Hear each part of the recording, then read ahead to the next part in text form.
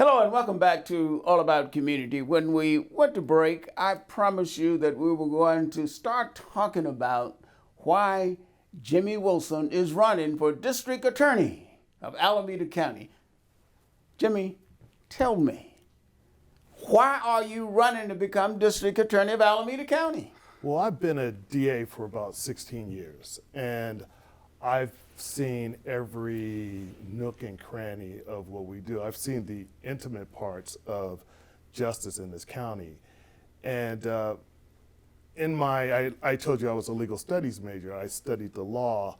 When I was in Berkeley, I wrote a paper about community policing and community justice and how we needed to change the system to connect our young people with law enforcement, with my office.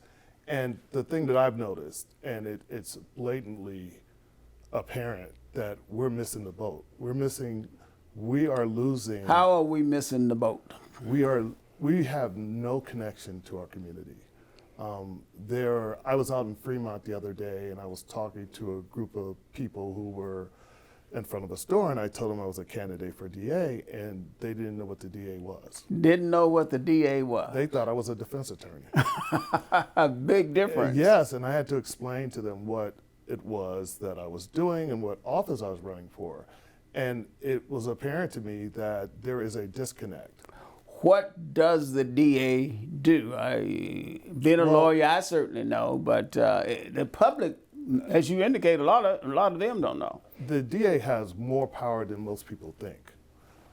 When we think about law and we think about how we dispense justice, it's the DA decides who gets charged and who gets charged with what. So for the viewers to understand this better, it's not the police officer who decides. It is the district attorney who makes that ultimate decision whether you are prosecuted or not.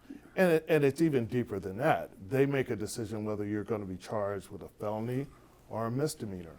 And sometimes your practices within your organization, how you decide to charge a case, impacts people in a way that a lot of people don't understand. It impacts your liberty. It impacts whether you are coerced into doing something taking a deal that you wouldn't normally take.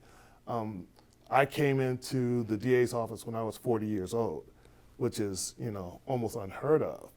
When I came in, my moral compass was set. I knew the difference between right and wrong, and I understood when I was looking at the practices, not of just my office, but offices around the country, how they use the power of the charge, the initial charge, to coerce people into taking deals that they shouldn't take. And I don't think it's So does always that mean that they often will overcharge? 100%, 100%. And I think we think about mass incarceration, we think about changing laws that reduce our prison population, but we also have to think about changing in philosophy, changing in how we approach the law, changing how we approach individuals, treating people as individuals. One of the things I'm trying to do is with community, my community approach is community policing, is community diversion, I want to connect our society, our community with my office so people can have a better understanding of what I do and what I'm doing and why I'm doing it.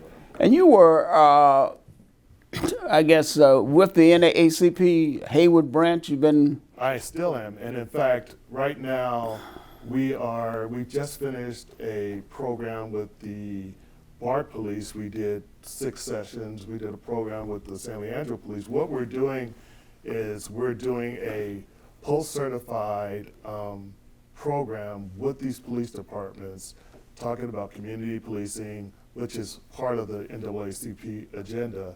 We're talking about de-escalation, and we're also talking about implicit bias.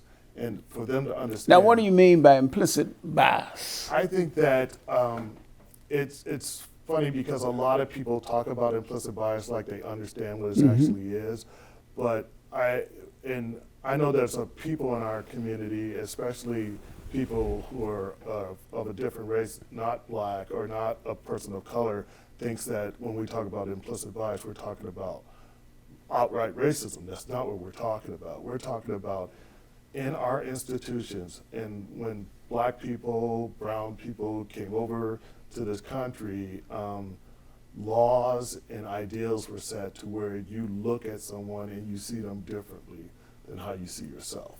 And sometimes you're not aware of that. You're not aware of that you have these feelings. And so we talked to them about, we did a program for the San Leandro City Council. We took them all the way from slavery all the way to the civil rights movement and gave them an understanding of why our society is the way that it is, like redlining. Mm-hmm. And we know that after slavery there was Reconstruction, and there was a reaction to Reconstruction, which was Jim Crow. And then we were in such a long pit of Jim Crow that in my lifetime, in the 1960s, we had the Civil Rights Act in like 1964, 65. That's in my lifetime.